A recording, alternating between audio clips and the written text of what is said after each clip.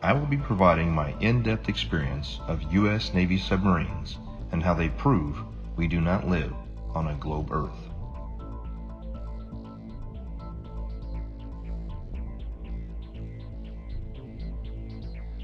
However, due to the nature of my job and the security clearance that I hold, I wish to remain anonymous.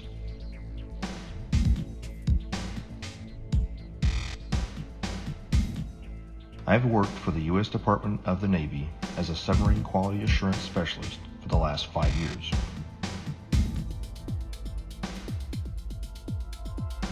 My job is to ensure that each submarine is built properly, safely, and to the engineer's plan.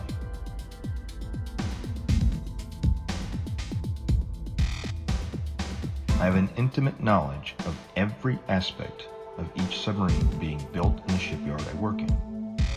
Now that you've heard a little bit of my background, let me explain how I arrived at the crazy notion that the Earth is visibly and observably flat. I have always questioned the reality around me since I was little.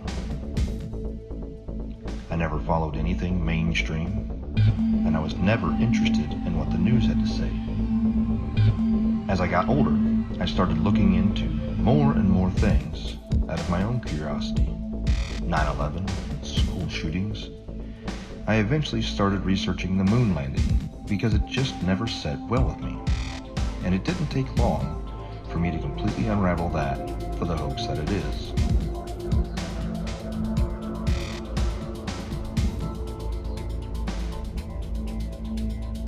After that, I was starting to realize that we had been lied to on so many levels.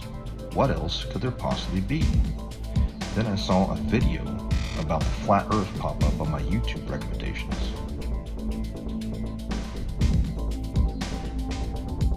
At first, even with my awakened mind, I thought this was absolutely ridiculous.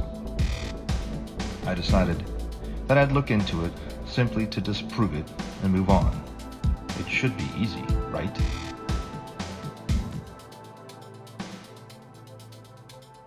That was over 6 years ago, and I still can't disprove the flat Earth.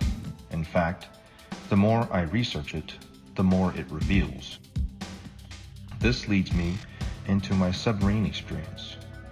Looking back on everything I had accomplished while on active duty with eyes to see, has only served to solidify my stance that we live on a flat and motionless plane. I served on board of a United States 688I fast attack nuclear submarine, and I can personally attest that we never constantly angled down during our submarine deployments. One of our longest transits went from the Gulf of Oman around the southern tip of Africa and back to Connecticut. We were underwater for almost 3 months straight. My job on board as a radioman meant that I spent a lot of time both in the radio room and in the control room. The control room is where they navigate and drive the submarine.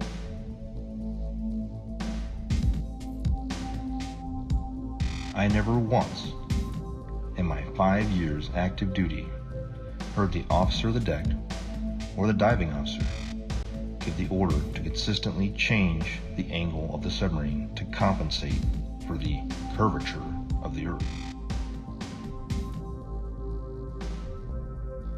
The primary task of the diving officer and the helms and plainsmen is to maintain the submarine as level as possible while in transit.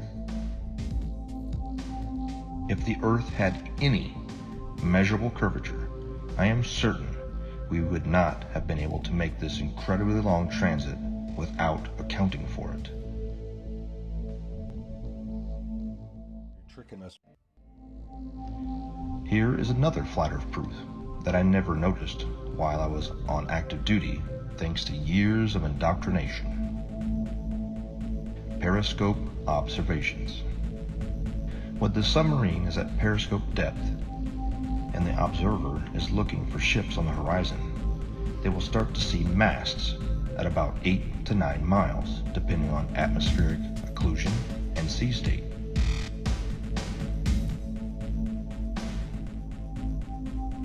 The hull of the ships won't be visible until about 5 miles, depending on atmospheric occlusion and sea state. At 9 miles away, the target should be 26 feet behind the curve, but this isn't what's observed.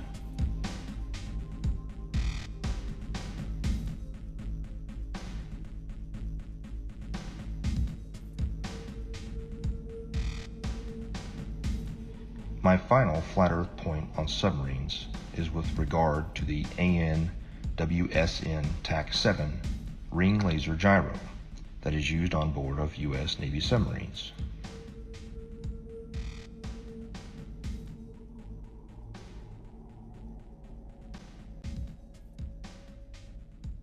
A typical gyroscope, like the ones used on board of an aircraft, is a device used for measuring or maintaining orientation and angular velocity.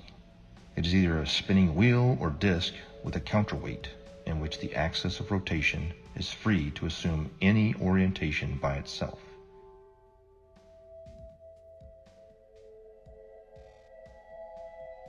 When rotating, the orientation of this axis is unaffected by tilting or rotation of the mounting, according to the conservation of angular momentum.